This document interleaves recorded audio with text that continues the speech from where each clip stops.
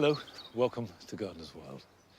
This is Viburnum plicatum marisii, which is a bit of a mouthful, but boy, is it a fantastic plant. It's a shrub, the Japanese snowball, comes from Japan and the Far East, and as well as having these beautiful blossoms, it has a very distinctive format, because you can see that the branches form layers or tiers that carry all the flower on the top side of the branches. So as well as being really strong and flower-filled, it has real elegance. It'll grow in light shade, it'll grow in sun, and in most soils, it's a doer. And if that wasn't enough, in autumn, the foliage develops the richest colours. It goes from red to plum to purple to almost chocolate. It's certainly the strongest colour in the whole garden in October and November. This is one of those plants that I would regard as indispensable. Now, underneath it is this pot, which had tulips in last year and has had nothing since. I couldn't quite decide what to put in it. Well, I have decided, and I'm going to fill it, but not here.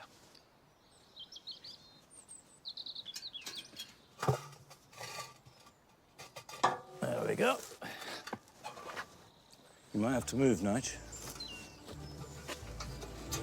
Coming up on today's show, Mark Lane is exploring how to design with plants, and this week he's sharing his tips on how best to create the perfect woodland garden. By following a few golden rules, you can create the woodland of your dreams.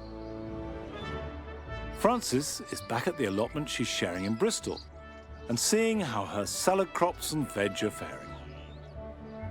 Allotment life does have its ups and downs, and here we've had our first disaster.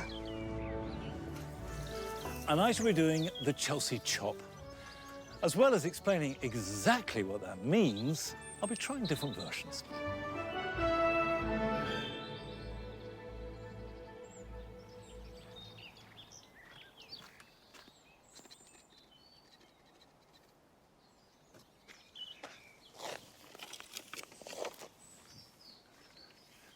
Right, I'm ready. The reason I'm really keen to use this pot is because I want to plant climbers into here. At the end of March, I sowed Cobea scandens. This is a climber from the tropical areas of America, and it grows really strongly and flowers profusely with bluish, purplish cup and saucer flowers from late summer, round about mid-July onwards, right into autumn, until the first frost. It's not hardy, it's a half-hardy annual. So once the frost comes, that's it, it's done its stuff. But it's quite vigorous. In fact, if you let it, it will grow up to 20 feet tall, so really good against a sunny wall or fence. So I'm going to give it something to climb up. And this will tie in with the rest of the wigwams in the garden. And because the pot is big, it can take these bean sticks. There we go.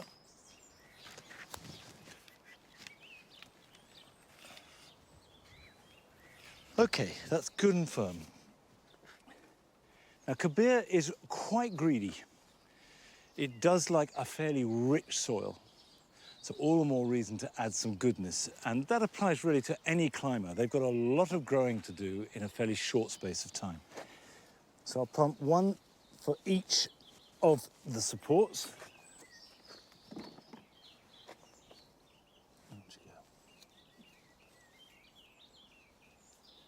Now I will tie those in until they reach about that height, and then they will twine quite happily unsupported.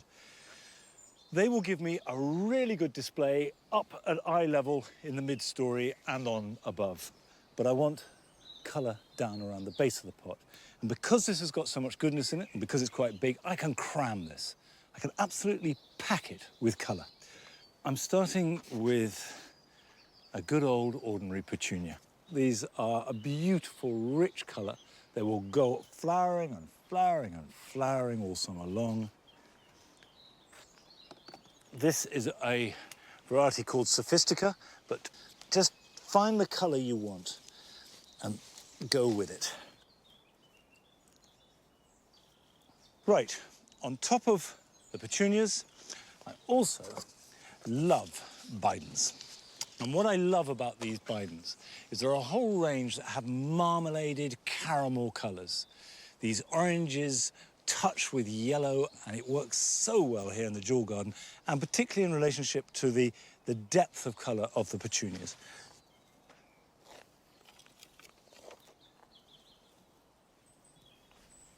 I will make sure it's watered once a week, and if it's really hot, every other day, and give it a feed of liquid seaweed with its weekly watering, and that's all I have to do.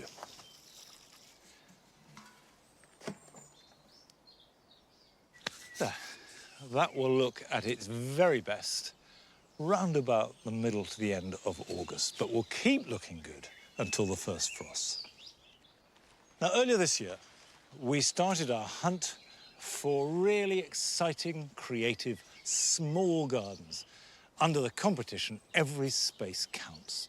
We asked you to send in pictures of your garden, with the only proviso being that it must be no more than 6 metres by 6 metres. Now, of course, we had hundreds, and we've whittled those down to a short list of just 5 finalists.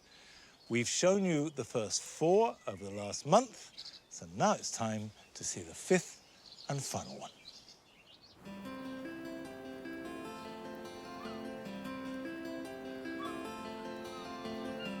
I'm Zoe. I live just off Brighton seafront. It's normally sunny, but unfortunately not so much today. The garden itself was created in the spring of 2016. To be honest, it got worse before it got better. At one point, this garden was looking like a dump. It was during the flat refurb, and it was just full of rubble bags and a cement mixer, and you name it, it was in this garden. And I remember thinking to myself, how on earth is this ever going to look like a garden? Well, the shape of the garden being sort of long and thin, so it's sort of just over 8 metres long and just over 2 metres wide, with the ridiculously high walls, just lent itself to being an extra room in the flat. The inspiration comes probably from salvage yards. I absolutely love salvage yards, antique shops. You can either find things and put them straight onto the wall, or you can find things, fiddle about with them yourself, and make them into something even more beautiful to go on the wall. Now that the garden's finished, there are still challenges, definitely. One of them being watering. There are so many pots everywhere, and hanging baskets and wall baskets, you name it, and it can take an entire evening to water these sometimes. This year's the first time I've tried growing anything from seed. It's some sunflowers. There's 3 of them. They're about this big. But they're growing well, I'm hoping. So, yeah, fingers crossed on that one. As far as cuttings go, I haven't yet, but that's definitely something for next year when I'm feeling more confident as a gardener. I remember when I first came up with the crazy idea of building a fake fireplace in a garden, there were some raised eyebrows around the kitchen table. But actually, now it's all done, I'm really pleased with it. I've, made the mosaic tile behind it using some smashed up old tiles that were left over from the flat refurb, and I think it really works. I love oasis. I just think they're so beautiful and so delicate. I've got 4 varieties growing in the garden, and I absolutely love them. I also love petunias. I think they're stunning when they come into full bloom. Obviously, not quite in full bloom yet, but I have planted some red and orange ones in the fire pit, and also some blues and purple petunias in the fountain at the end of the garden, just to give the illusion of water cascading out of the waterfall. This garden's really special to me because up until a couple of years ago, I could barely keep a houseplant alive. And having created this now, it just brings me such joy to come and be in the garden and have friends over and spend time in the garden. And I'm really proud of it.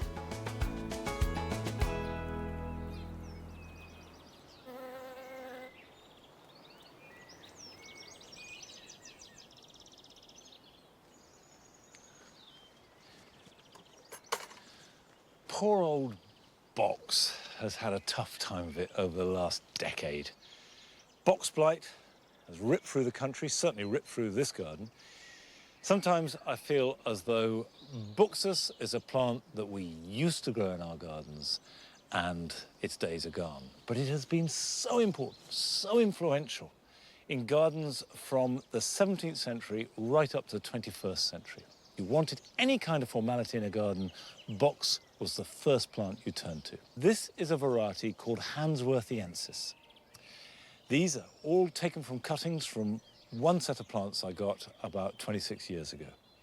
And its great virtue is it has very large leaves, it's got a very upright growth, and it seems to be, if not resistant to blight, it recovers from it. I didn't clip them for a couple of years because blight tends to attack through wounds, and obviously clipping creates a series of wounds.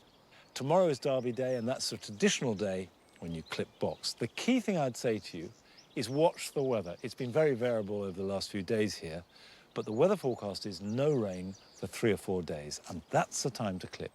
Now, when you're clipping any box, first of all, use something sharp so the wounds are clean, because otherwise it rips them, and then the wounds are much more likely to get infected. And when you're cutting, this is a pyramid that I want to shape. Just follow a plane up. So chip away like that. I'm not cutting too hard. And now, if it's too hard to cut, don't force it. Use a pair of secateurs. The reason why I've got a bucket of water with me is every 5 minutes or so, just dip the blades in water, and that will lubricate them and stop them sticking up, because the box, and it's the same with you, has a kind of stickiness to it, which makes clipping harder. Now, obviously, if you are clipping evergreen shrubs like box or yew or holly, that's great for a formal style of gardening. That's the key to it. But there are lots of ways of making a beautiful garden, be it a Mediterranean garden, a dry garden, a cottage garden. And this week, Mark Lane gives his tips on how to make a really beautiful woodland garden.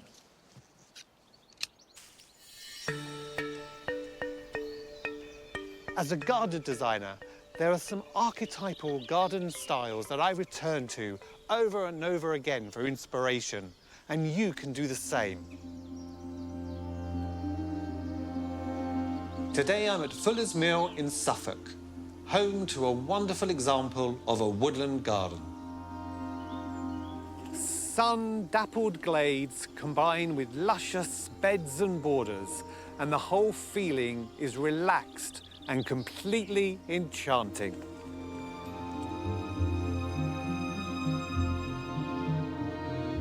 The gardens were created by Bernard Tickner, who died last year, aged 93.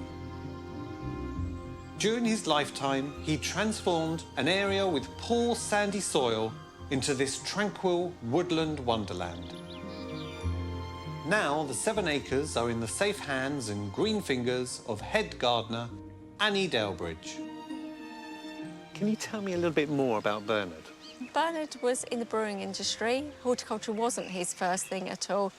He came here to the house, there was a tiny, tiny garden, and over time he acquired more and more land from the Forestry Commission, made it into garden. He was self-taught, and really, the more he learnt, the more he wanted to do. That's incredible. How did Bernard go about designing the garden? Well, he never actually designed as such as we understand design. He acquired trees, shrubs, sometimes from friends, and he put them in the best spot for that tree. So it's right plant, right place every time. And then obviously being a woodland, lots of trees, lots of canopies, are there any limitations from a gardening point of view? No, there's only challenges. You sometimes find things you don't expect to find in a woodland garden. We've got the silver leaves, the lavenders, the eleganous, the artemisias. And we've got alliums, great big swathes of them as well. Again, a plant that you associate with big sunny areas, but they're quite happy in the shade as well. Woodland gardens are prone to dry soil, and then, of course, you've got the shade to contend with. But don't let that put you off. By following a few golden rules, you can create the woodland of your dreams. This is all about building layers. I see it as a theatre. The trees provide the upper circle with light and shade. And then we come down to the mid-layer, and this is where the smaller trees come in really handy. They create silhouettes and shadows that just dance and bounce off each other. So there's a form of mystery within the woodland. And then we have the understory and the ground cover. And then these wonderful jewels of colour that just pop up and come and go before the canopies get too dark. So we have the bluebells, we have the anemones, and we have the poppies. They're a delight to see. Forget straight lines and go with the flow.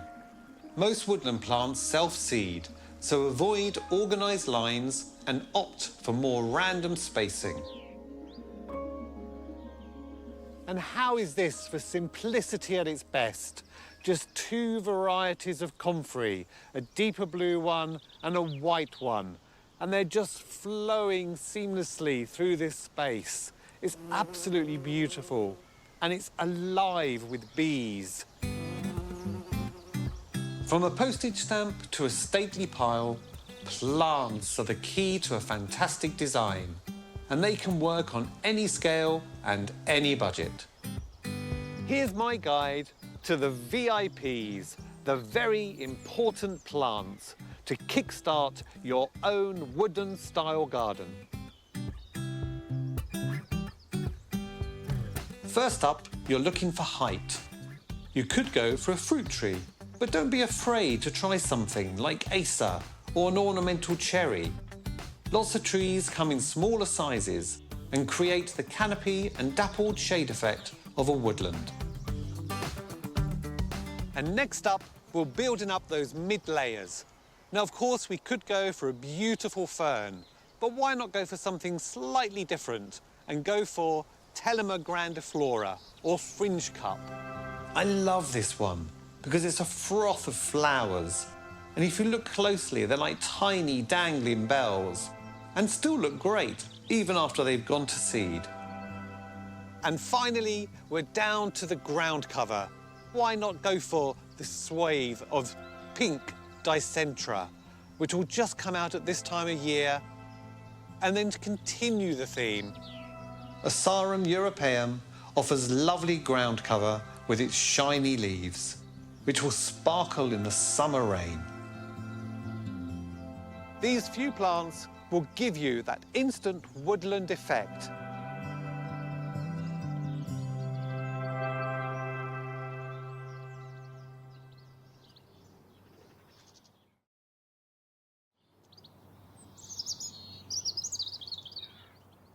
Woodland gardens are my own personal favourite. And here at Longmeadow, the copse gives me more pleasure than any other area, I think, but particularly in spring, from mid-February through to the end of June. And now, as we just enter into June, it's still holding on to that lovely, luscious green you get, the light spangling through the leaves, and then the cow parsley still flowering on the fringes, and touches of late bluebells. But above all, it's a feeling. It's this green shade you get everywhere.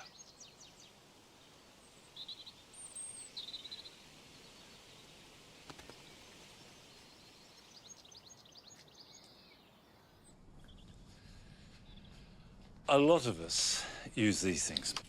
They're made of plastic, but sooner or later, they will become unusable, so you throw them away. And up till now, I've always ordered more, but I'm really trying not to buy new plastic if there is a viable alternative.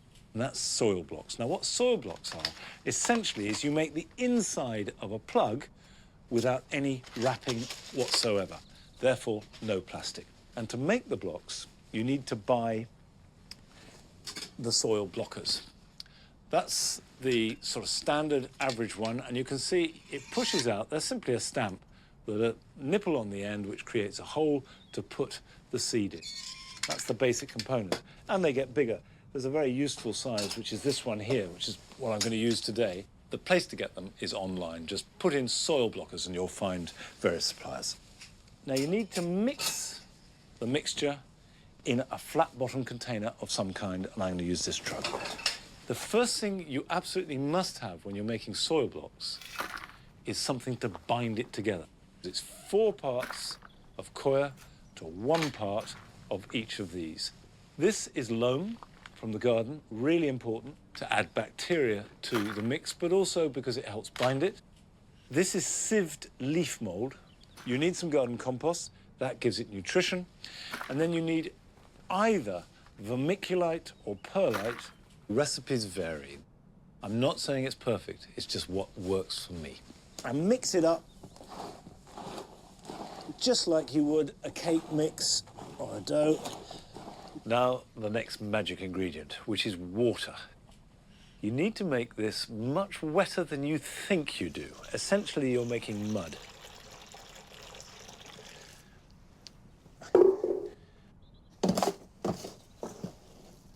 Now, I think by luck, I may have got it about right. You can see that that is actually quite wet. It's certainly not too wet. And if I squeeze it, water should run out. Yeah, it does. It is distinctly wet. So first of all, I put it into a bucket of water, which stops it sticking. Push it into the mix, give it a little twist, squidge it, and go into this. And hope it comes out successfully. Not too bad. Back into the water to clean it off.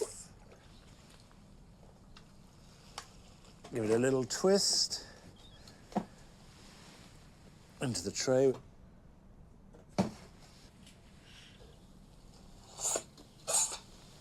There you go. But you can see there's an element of trial and error about it, but it hasn't worked too badly.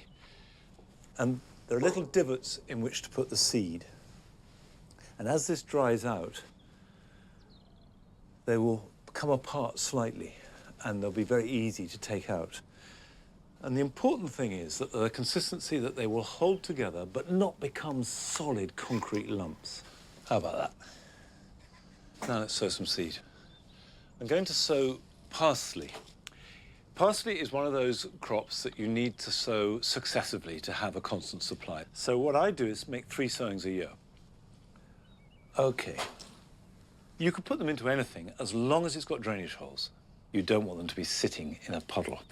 And one of the great advantages of them is because they're open, they're air pruned, and that makes a really good compact root ball. These do transplant incredibly well. Now, Frances has wanted to grow vegetables for a long time, but never had the opportunity because she didn't have anywhere to do it. But this year, she's managed to share an allotment in Bristol. And this week, she goes back to see how it's faring as spring has progressed through every kind of weather.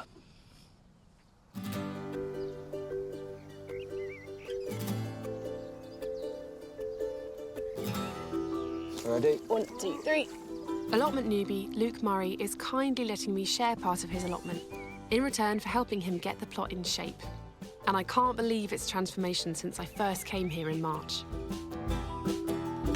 Luke has been really busy continuing building the raised beds and other bits around the allotment, and I've been planting up my 4 raised beds with things I've been growing in the polytunnels. So I'm really pleased generally with how the allotment's progressing.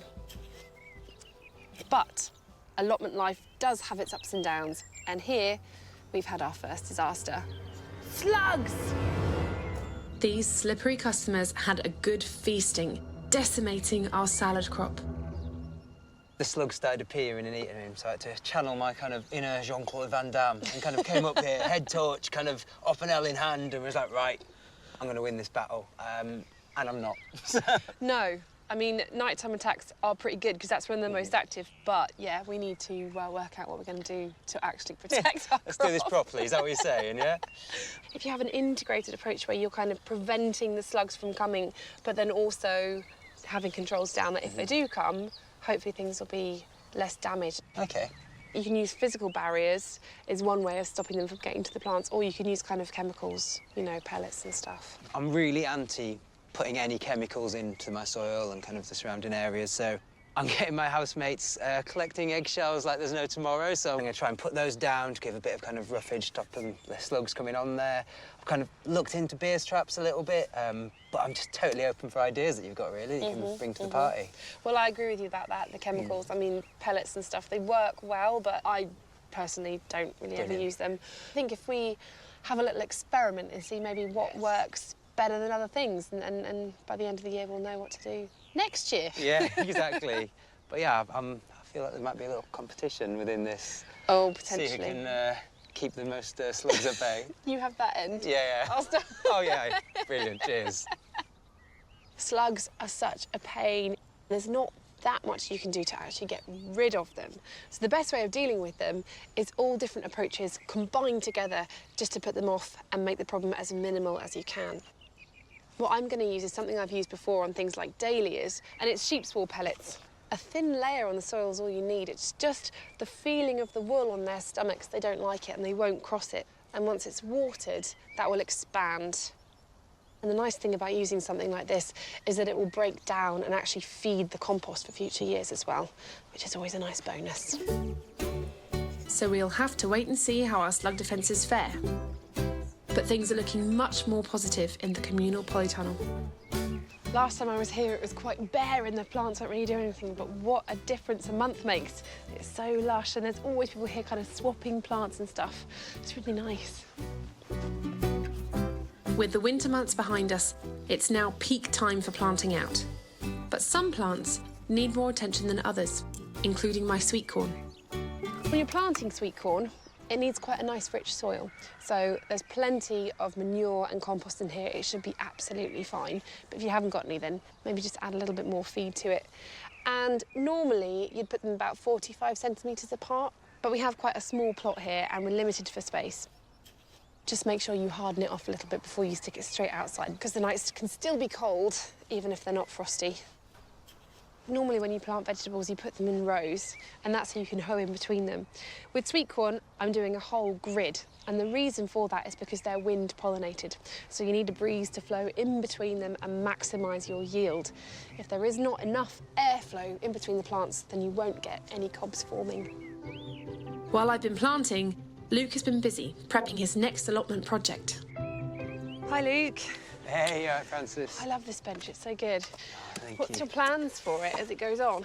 So it's going to be like a herb and tea bed. So get all the weeds out and plant a load of amazing smelling and tasting things in here. That sounds like a really good plan. Yeah, so I'm hoping that I can kind of, fill all these different pockets with different types of soil so I can grow a real variety of stuff and sit down on my bench with a cup of hot water, pick all my teas, look over my plot and have a bit of a rest. Ace. Do you know what? We're getting there. It won't be long. We'll be sitting here with a cup of tea, relaxing. Well, I feel like we've earned a few in the bank already. I think so. It's coming on, isn't it?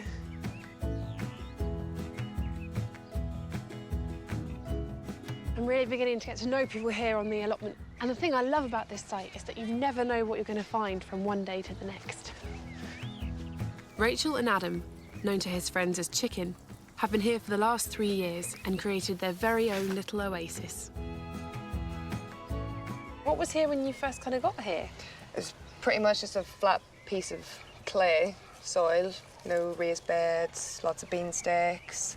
You must have had quite a vision then to sort of turn it into this. It all happens when you get stuff. You acquire a bit of decking, you make a bed. It's been sort of a natural process of design. Oh, look, the chickens are coming out. There we go. Oh, wow, they're so cool. Do you use the chickens for kind of fertiliser, the manure and stuff like that? I mean, do they help around the plot? In winter, you can put the chickens on the beds. They will rip out all the weeds, eat all the weed seeds, eat all the slugs. So they're doing a job for you. You don't have to feed them as much because they're doing that. The added bonus of eggs. So you can use the shells as well to keep the slugs off the beds. Keep the slugs away. We're having a bit of slug trouble Oh, on yeah. our plot. There's a lot of getting slug munched. troubles. Well, we've got frogs in the pond, so they're like our little army. Like this morning we found 2 slowworms, didn't we? As Yeah, we well? found 2 slowworms. They were That's their hunting for favourite thing, slugs. slugs. I think humans always try and shape nature to do what they want it to do, but actually if you just sit back and watch nature, then there's always something that comes along to eat whatever you don't want there. Yeah. We have a no-dig policy on our plot, but it's much, much smaller and it's just sort of little raised beds. So as kind of veterans of permaculture, do you have any advice? I'd say you want to start off stopping the weeds, so cardboard's a great help with that. Layer it up, and on top of that, put on whatever you can. I'm lucky to get a lot of hops and manure and straw from the farm and the local breweries. The council drop the leaves off in the autumn, so we've got a lot of good inputs there that adds a good humus to the soil. The worms will pull down all the leaves into the soil, and hopefully the clay will start to change. So basically, wait, keep layering, and eventually it will get there. Yeah. We've got time. It's great to see what people can do with their allotment spaces, and actually, in not that long a time at all, the sky is the limit, and it's very inspiring.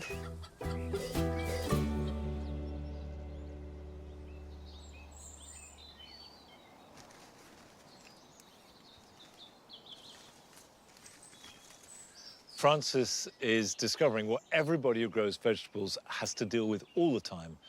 And that is that you've always got problems with slugs and snails. But it is worth getting them into context. A healthy crop like this chard is never going to be ripped into by slugs and snails. You get the odd hole. That's not a problem and therefore not worth worrying about or spending time. It's young plants that they like. That's where to put your attention. Now, coming up, we visit a garden just outside Birmingham, which you might call Caribbean woodland. And I take stock of the fruit trees that I planted last autumn in pots.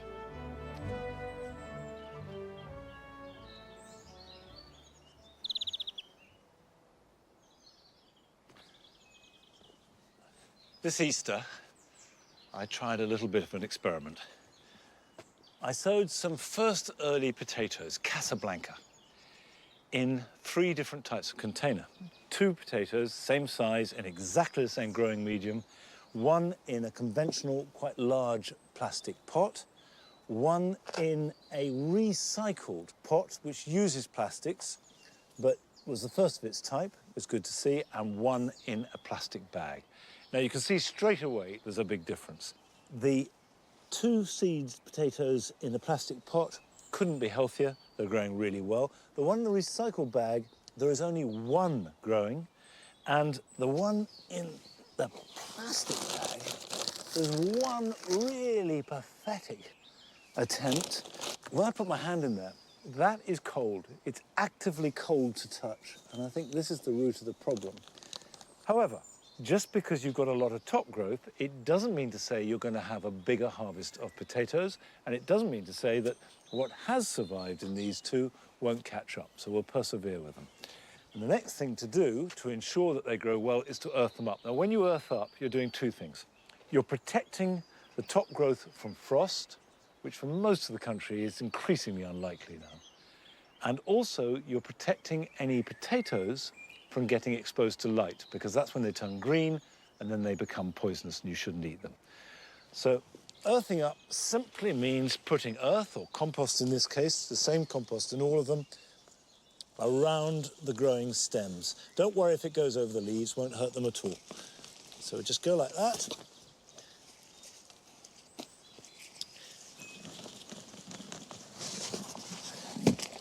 So earth them up, keep them watered, and we'll come back to them nearer harvest time. Now, we've asked you to contact us if you've got any problems in the garden that you think we could help you with. And we had a letter from Dawn Parsley in the Wirral, who, when she was digging in the garden, had a very unusual discovery, which she didn't quite know how to deal with. So we sent Nick along to give a hand.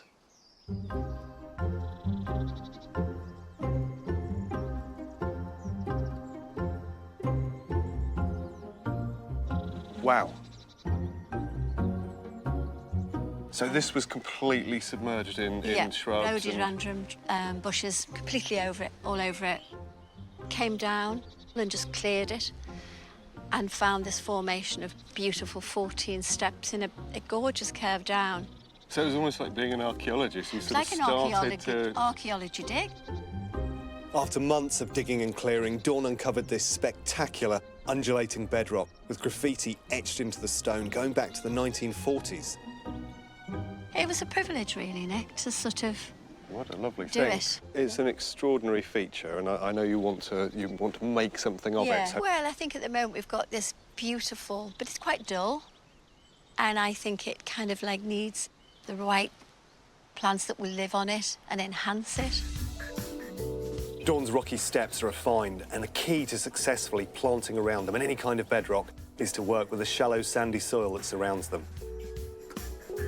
Mediterranean plants are ideal for these kind of soil conditions. So I'm going to help Dawn plant up a small part of the bedrock so she can get lots of ideas of what to do in the rest of the area. So, Dawn, the first thing we need to do is to get these structural plants into the ground. I've chosen Cistus corbariensis for its beautiful white tissue-like early summer flowers. Lavendula imperial gem for its silvery foliage, scent and long flowering. And Stipa tenuissima for its contrasting delicate foliage.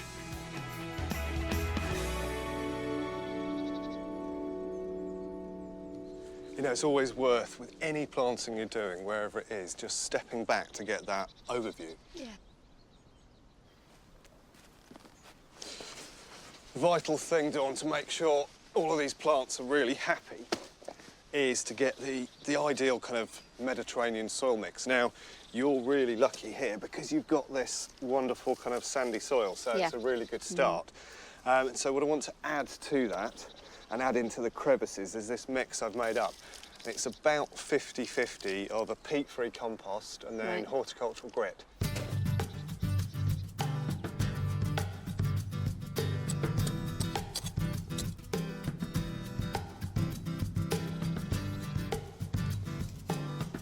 Always do your firming round the sides, especially important with these sort of Mediterranean plants. You don't want to bury any of the stem or any of the foliage because it will cause it to rot away.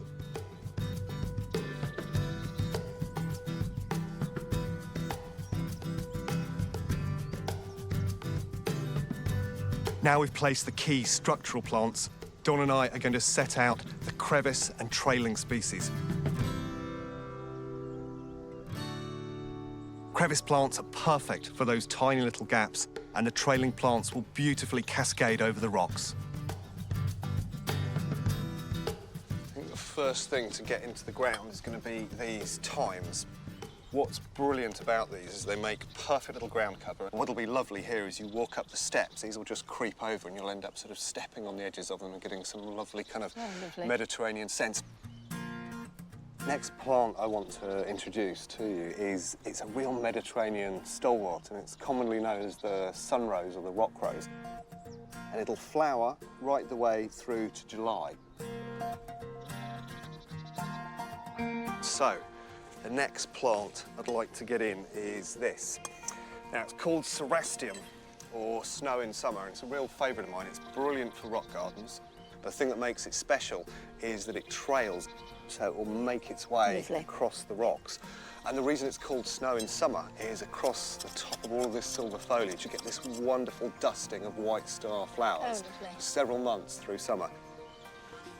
Now, these are a little sedum.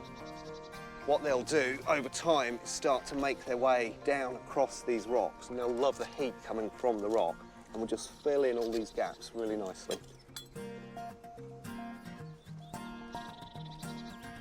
You know, I really love this plant. Its common name is Houseleek, or sempervivum is the botanic name. And what's great about it is it hardly has any root, so it'll go in these smallest of crevices that you've got.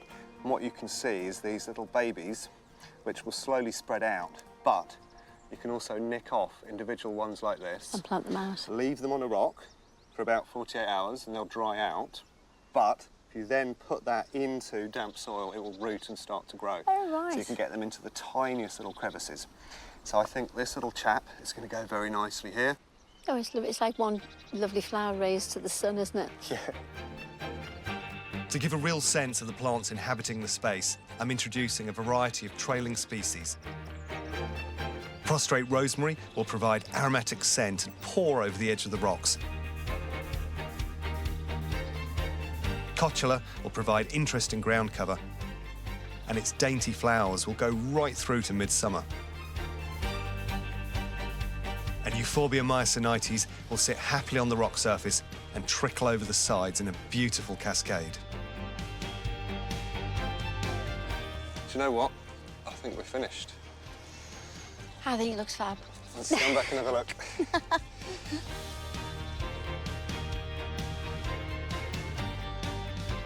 This is just a taster, of course. Yeah. Do you feel confident enough now that you can take this theme, this style of plants, and replicate it across the rock and link it all together?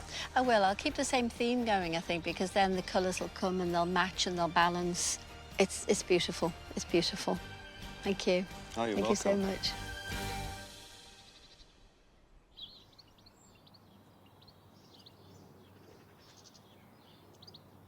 It never fails to surprise and delight me the way that plants can find a home in the least likely of situations. However, my apricots have not wanted to make a home here. They've died on me. We had that very sharp frost in December, -14, and I keep referring to it, but it was cataclysmic. And that damaged the plant. It was followed by cold, wet weather, and it's caused bacterial canker. Now, this is a disease that the prunus family can get: plums, gages, cherries, apricots. And that you notice it, as much as anything else, by this gummy ooze that comes from lesions on the bark and on the trunk and on the stems. And on a healthy tree, it could be just a sign of damage, and as long as you prune it out completely, it won't necessarily kill the tree. But this poor little chap, which has been here only since late last summer, early October, never had a chance and has died. So let's take this out.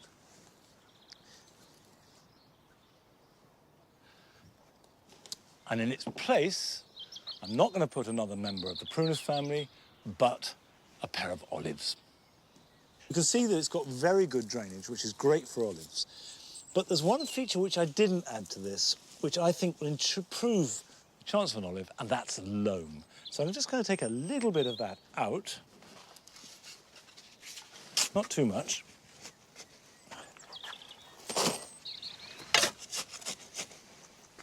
And then top it up.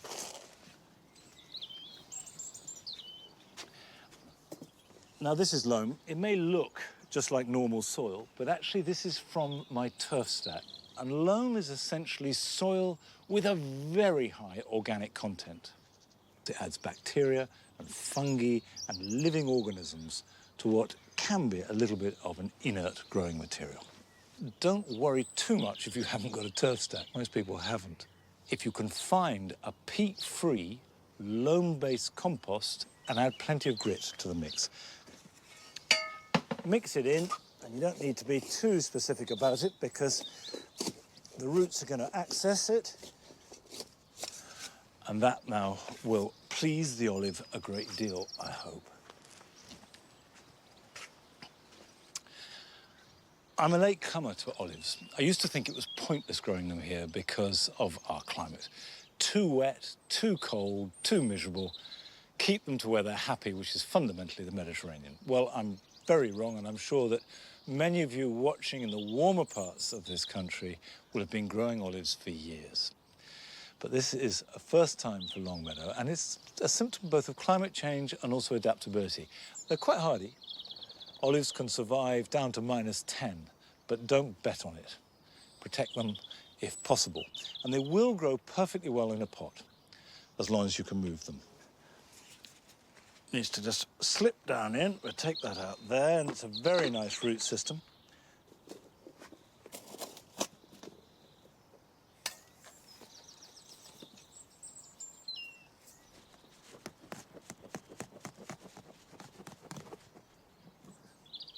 Now, the next stage is to prune it. Olives fruit on last season's growth. So anything I cut off that regrows won't bear any fruit. But we do want to get a nice shape, and this is growing very upright, and really I want a pom-pom. So that's the width there. So I don't want the height to be any more than the width. So if I just take these off like that, and the best time to do this, in principle, is early spring, late winter. But I won't do any harm by doing it now. They do have fabulous powers of regeneration, so don't worry too much if you cut off where you shouldn't do or you take off a little bit too much. It will reform, but we want to try and get it as right as we can.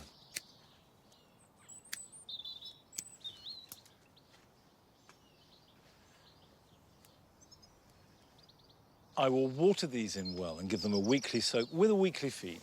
And they should be fed through till late summer.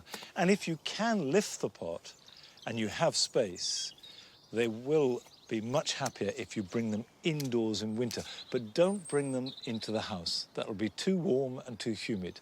Somewhere cool, but not freezing. Right, well, that's the start of something new. And this is the sad end of something old. A failure, but I've learned something.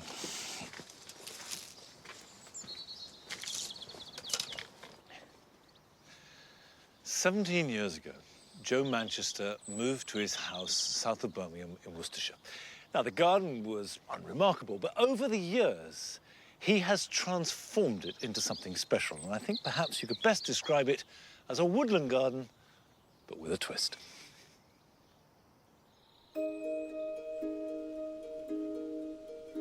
I love plants. I just can't help myself. It's like a kid in a sweet shop. I love going to the garden shows and find the most unusual plants that people, when you go to a normal garden, you don't find.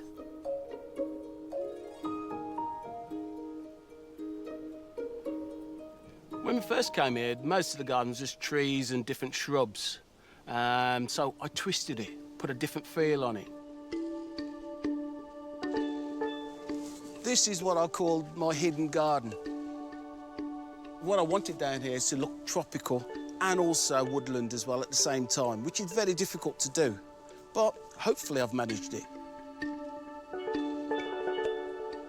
Today I'm getting things ready because I open for the NGS, so the garden's got to be in top form.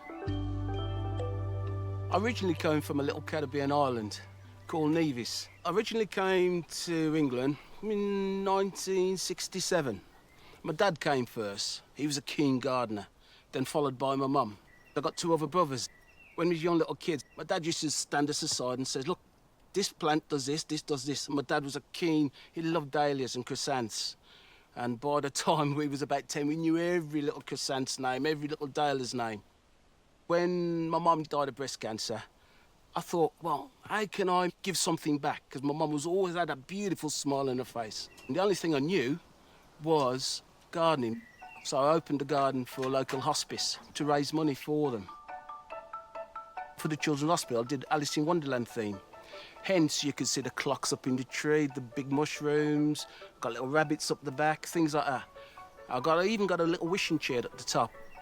So it was an adventure for them to just find different things. And to me, it just makes people, just for half an hour, forget all that they're going through. I will put in the garden, I've got beautiful leaves, I've got the hostas, I've got the ferns, I've got the ligularis, all got loads of different things, and I just love how they match together. I love the Caribbean feel, and I want a bit of sunshine back into the garden. That's why I go for all these different leaf shades. The podophyllums are really weird in a sense. It always reminds me of a frog's back, just looking at the top of it. Just brilliant. This garden I will call a really high maintenance. Not many people will take this on, but I just love the challenge. I normally work in this garden, call it 7 days a week. I'll normally put in at least 4 hours every single day. When I put my bananas in the conservatory, it gets attacked by green fly.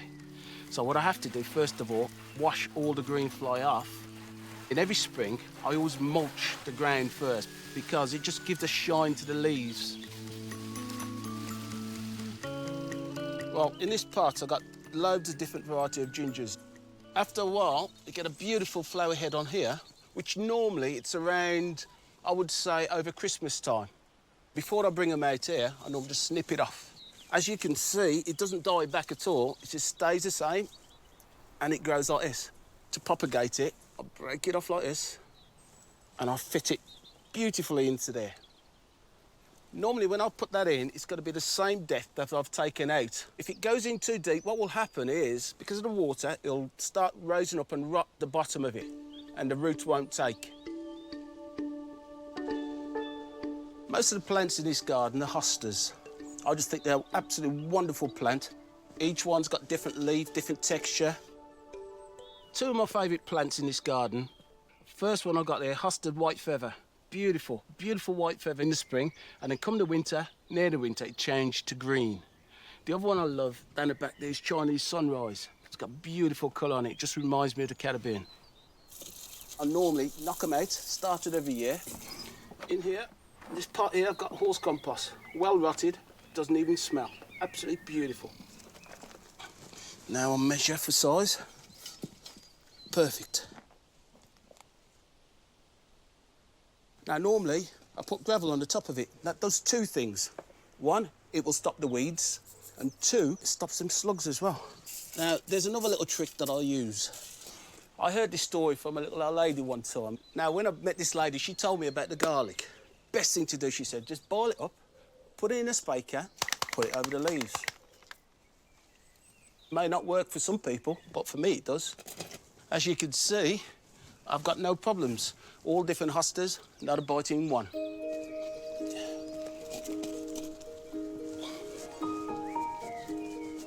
When I sit in this garden, I forget about all my troubles, everything. So it's like I've opened the door, I've come in, and what I've done on the other side stops, and my garden just enlightens me. I just love it, and I love giving something back to people. When I originally set this garden up, I thought if one person smiles when they come through the door, it's worthwhile to me.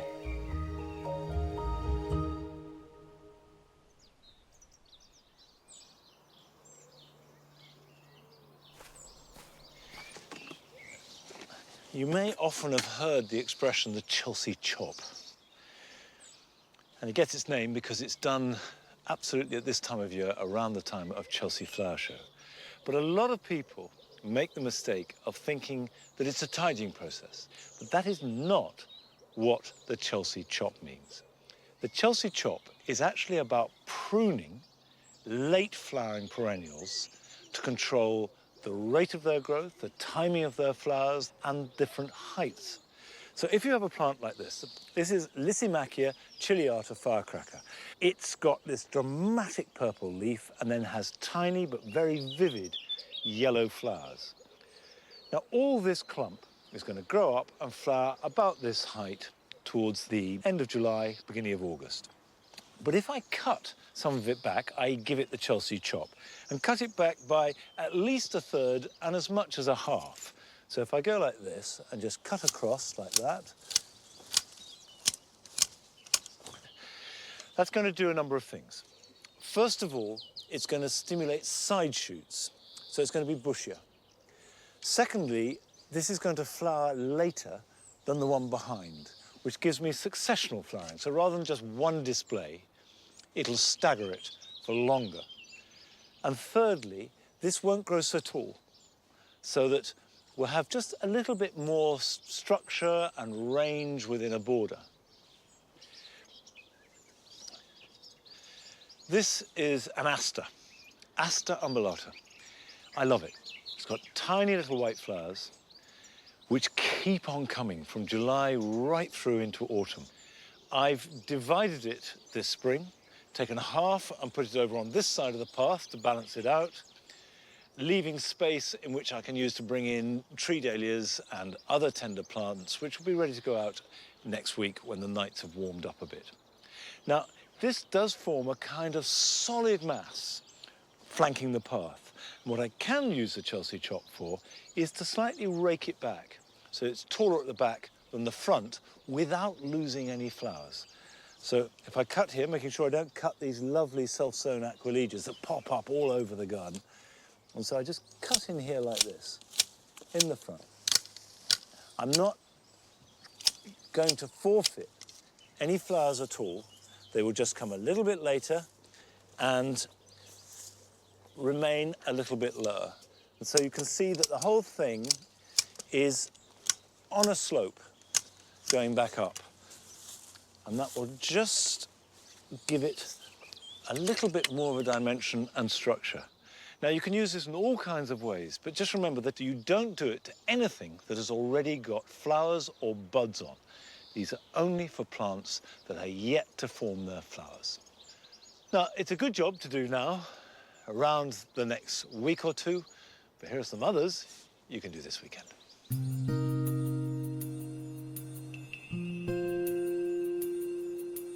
Now is a good time to sow biennials like wallflowers for flowering next year. And a good way to save plastic is to do this direct into the ground, into a seed bed made in a spare corner. Prepare the ground well and rake it to a fine tilth. Draw a shallow drill and sow the seed thinly along it.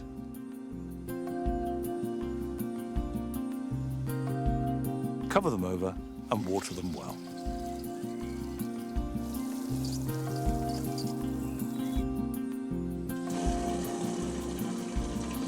If, like me, you planted trees, hedges, or even shrubs in the winter, don't forget to water them well and give them a good soak every week for the rest of the summer. And this will set them up for life.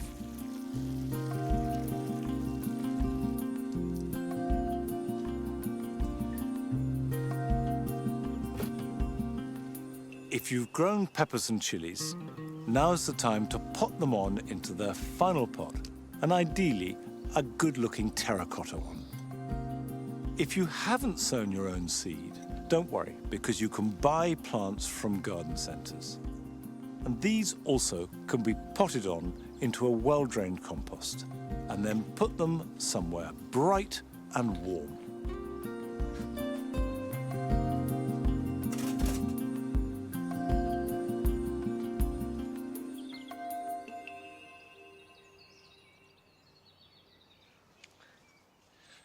Well, that's a few bits and pieces to do over the weekend, nothing too arduous. And here we are. It's summer, it's June. And always at Longmeadow, the shift is spelt out by the jewel garden. These extraordinary purple sensationaliums, which are just getting going, coupled with the intensity of the orange of the euphorbia, it just gets richer and richer now, right through into autumn. Well, I'm afraid that's it for today, but I'll see you back here at Longmeadow next time. Till then, bye-bye.